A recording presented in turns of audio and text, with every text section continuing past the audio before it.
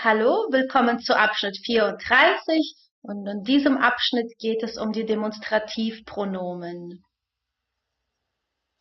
So this chapter is about the demonstrative pronouns, which are called Demonstrativpronomen in German. So let's have a look at what that is. Here at the beginning, we are going to look at the nominative case, and because we have to adapt them to each grammatical case and also to the gender of the noun. Okay, so the demonstrative pronoun in English is this. Okay, in English it does not change, but in German, of course, they do change. So the masculine Demonstrativpronomen, as we call, is dieser in the nominative case. So dieser Lehrer ist klug, it means this teacher is smart. The feminine version of that is diese. So diese Köchin kocht gut means this female chef cooks well. Diese Köchin. Okay. Dieses, now this is the neutral one. Dieses Tier ist flauschig, it means this animal is fluffy. Das Tier is neutral, so we say dieses Tier. And then the last one is diese. This is the plural form. So diese Bonbons sind süß. These sweets are sweet. So no matter whether it's the noun here is masculine, female, or neutral, for every plural form we use diese. Okay, so that are the ones for the nominative case. Now let's have a look at the next slide. Here we have the accusative case. And here, the only one which is changing is the masculine demonstrative pronoun. It's always just the masculine that is changing in the accusative case, no matter whether it's a definite article, indefinite article, or here the demonstrative pronouns. So here it's diesen. This has changed now.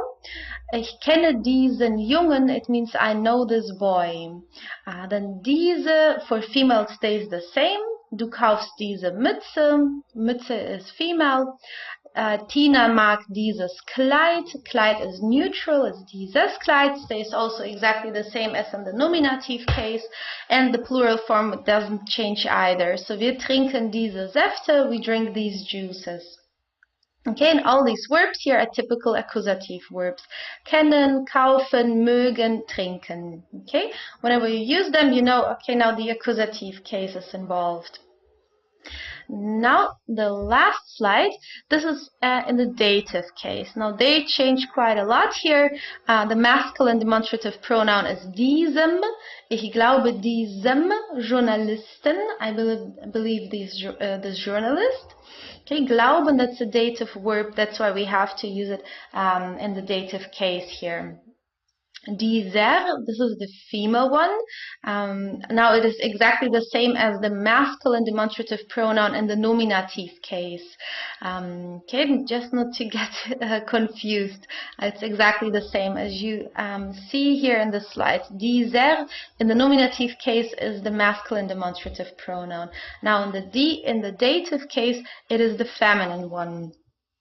Kerstin verzeiht dieser Frau. Kerstin forgives this woman. Neutral is exactly the same as the masculine one. Ich kann mit diesem Tablet nicht umgehen. I cannot work with this tablet, or I cannot handle this tablet.